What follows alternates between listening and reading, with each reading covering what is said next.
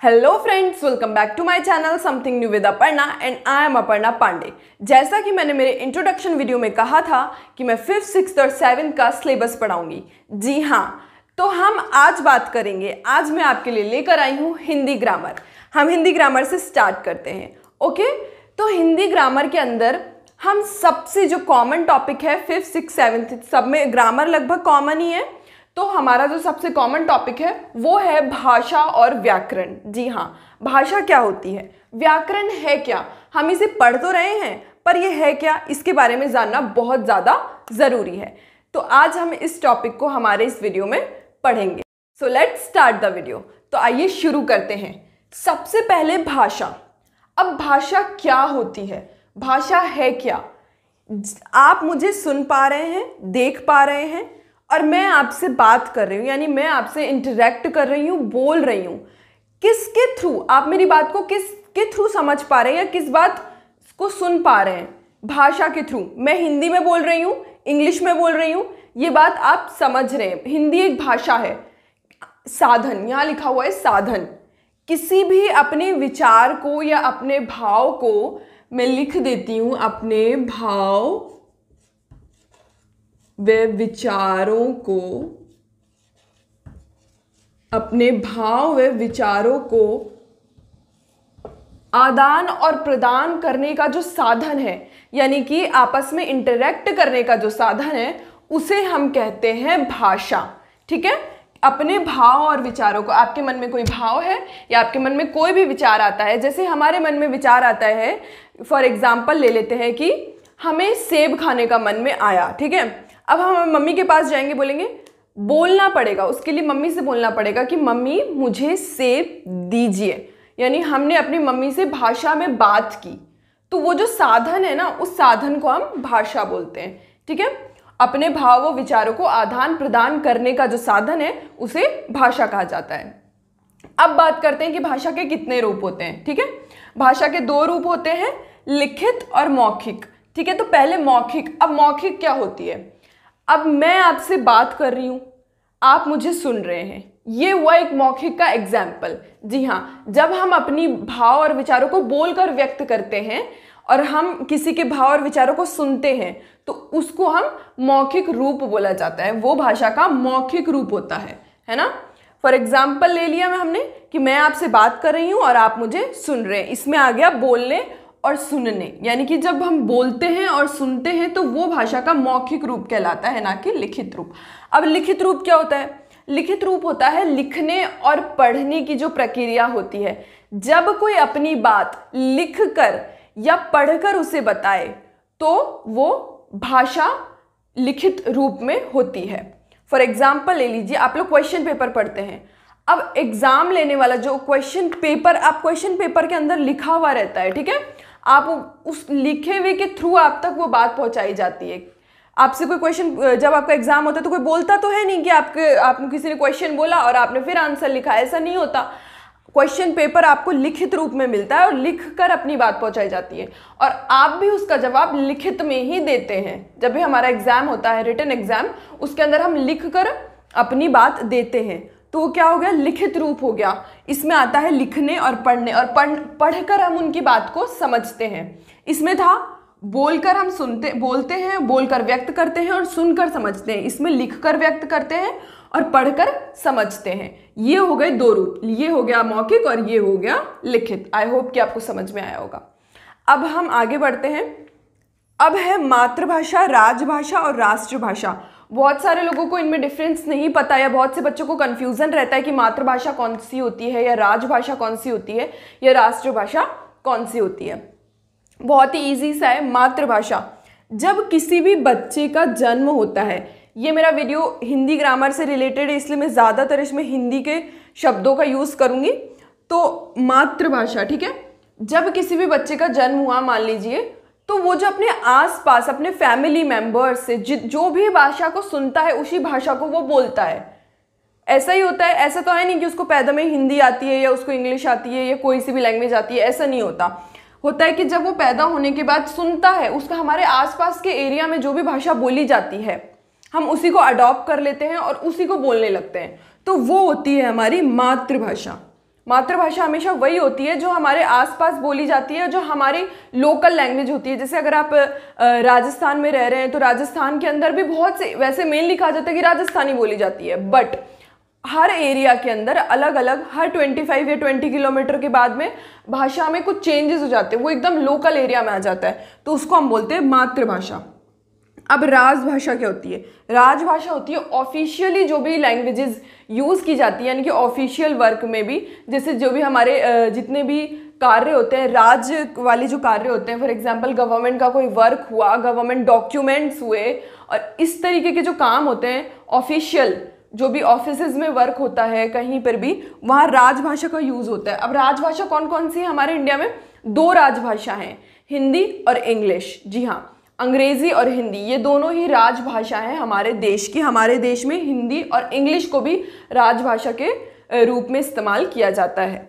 अब बात आती है राष्ट्रभाषा। राष्ट्रभाषा क्या होती है? राष्ट्रभाषा वो होती है जो कि एक देश, एक पर्टिकुलर एरिया, मतलब एक देश ले लेते हैं, पर्टिकुलर एरिया नहीं, देश, एक देश के अंदर ज़्यादातर लोगों के द्वारा, यानी ज़्यादातर जो वहाँ के कंट्री के रहने वाले हैं जिस भाषा को बोलते हैं, एक देश में जहाँ ज़्यादातर लोगों के द्वारा जो भाषा बोली जाए वो राष्ट्रभाषा कहलाती है, बहुसंख्यक, जिसमें कि ज़्यादातर लोग उसी भाषा का प्रयोग करते हैं अपनी ज़िंदगी में, आम जिंदगी में, तो वो होती है हमारी राष्ट्रभाषा। और हमारी राष्ट्रभाषा है हिंदी। जी हाँ, हिंदी को कब राष्ट्रभाषा घोषित किया गया था? 14 सितंबर, मैं यहाँ पे लिख देती हूँ, 14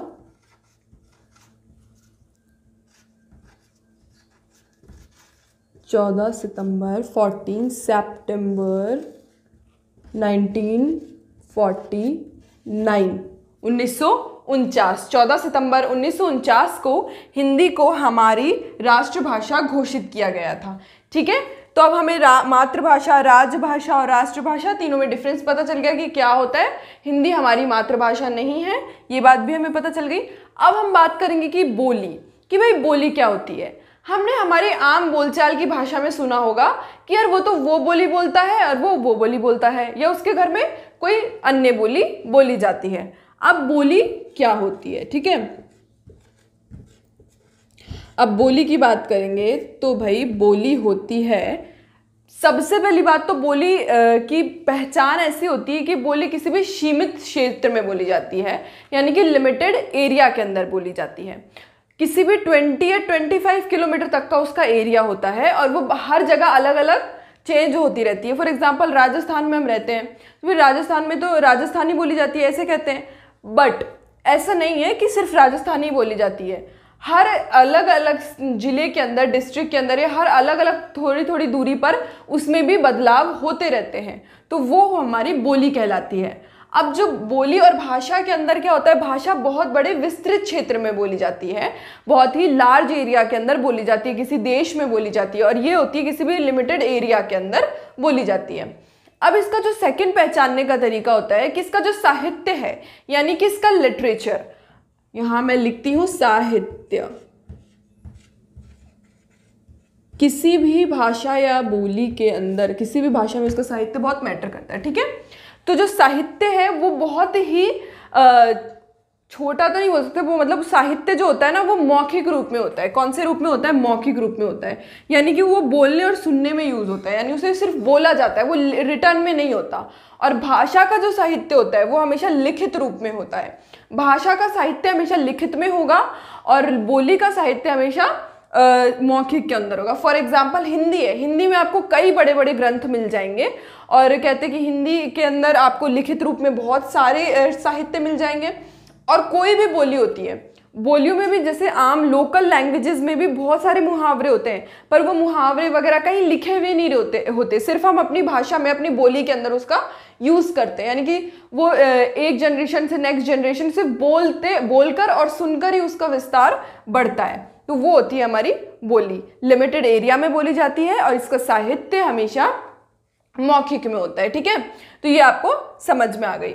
तो अब हम बात करेंगे लिपि की, कि भाई लिपि क्या होती है। ठीक है, किसी भी भाषा को लिखने का ढंग या तरीका, मैं यहाँ लिख रही हूँ, लिखने का ढंग या तरीका लिपि कहलाता है। क्या कहलाता है? लिपि कहलाता है। ठीक है, फॉर एग्जाम्पल मैं यहाँ लिख देती हूँ एप्पल, मैंने लिखा है यहाँ पे एप्पल। अब ये लिखा हुआ, ये लिखा है लिपि, ये लिखा है एप्पल, ये हिंदी में लिखा है, ये इंग्लिश में लिखा है। हम सबको पता है कि हिंदी में इंग्लिश में, पर इन दोनों को आप देख रहे हो, दोनों अलग अलग दिख रहे हैं, देखने में बिल्कुल अलग है, यानी कि इनकी जो लिपि है वो बिल्कुल एक दूसरे से अलग है।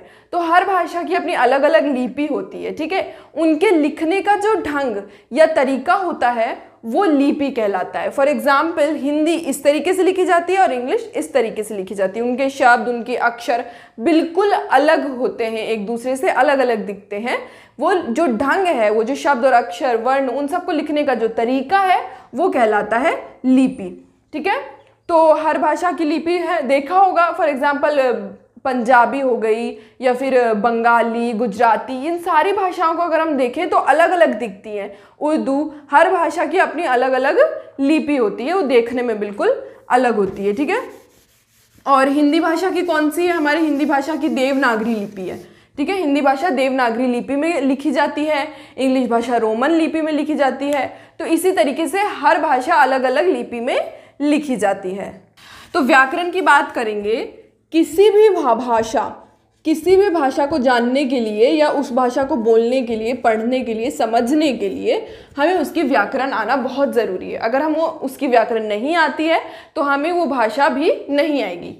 यानी कि व्याकरण वो शास्त्र है या वो बेस है, व्याकरण वो शास्त्र है जो कि हमें बताता है कि भाषा के अंदर कितनी शुद्धता है, भाषा में शुद्धता लाता है। वो बिना व्याकरण के भाषा को शुद्ध रूप से ना तो पढ़ा जा सकता है, ना ही बोला जा सकता है। मैं एक एग्जाम्पल देती हूँ। मैंने कहा मेरा नाम अपर्णा है, ये एक सेंटेंस है, वाक्य है, मेरा नाम अपर्णा है। अब अगर मैं कहूँ कि अपर्णा है मेरा नाम, ये सेंटेंस थोड़ा सा गलत लग रहा है या सुनने में भी आपको अच्छा नहीं लग रहा होगा, या ऐसे ही बहुत से सेंटेंस ले सकते हैं। फॉर एग्जाम्पल हम ले लेते हैं कि सेब वहाँ रखा है। अब उन्होंने कहा कि सेब वहाँ रखा हुआ है। ठीक है, वहाँ रखा है सेब, तो ये गलत हो गया, सेंटेंस गलत हो गया, हमारा सेंटेंस अशुद्ध हो गया, वाक्य अशुद्ध हो गया। व्याकरण के अंदर अशुद्धि का पता चलता है। हाँ, व्याकरण हमारी भाषा को क्या बनाती है? शुद्ध बनाती है। अगर हमारी व्याकरण गलत होगी तो भाषा भी गलत होगी। किसी का भी बेस है व्याकरण, तो भाषा को पढ़ने से पहले हमें व्याकरण जानना जरूरी है। हमें हर भाषा की व्याकरण, और हर भाषा की अपनी एक व्याकरण होती ही होती है। बिना व्याकरण की भाषा असंभव है एक तरीके से। ठीक है, तो आई होप कि आपको ये समझ में आया होगा, और अगर किसी को कोई भी डाउट हो तो मुझसे कमेंट सेक्शन में पूछ सकता है। और मैं इसी तरीके से आगे आने वाले समय में आपके लिए अलग अलग वीडियोस बनाती रहूँगी, नए नए टॉपिक्स लाती रहूँगी। आप मेरे मोटिवेशनल वीडियोस भी देख सकते हैं पढ़ाई के साथ साथ, और मेरे करंट अफेयर्स के वीडियोस भी देख सकते हैं। वो भी आपको पढ़ाई में काफ़ी हेल्प करेंगे, क्योंकि हमें हमारे सोशल इन्वायरमेंट का भी नॉलेज होना चाहिए। हमें सिलेबस के अलावा भी बहुत सी चीज़ों की ज़रूरत होती है, तो आप देख सकते हैं। और अगर आपको ये वीडियो पसंद आया है तो इसे लाइक, सब्सक्राइब एंड शेयर करना ना भूलें। And thank you for watching.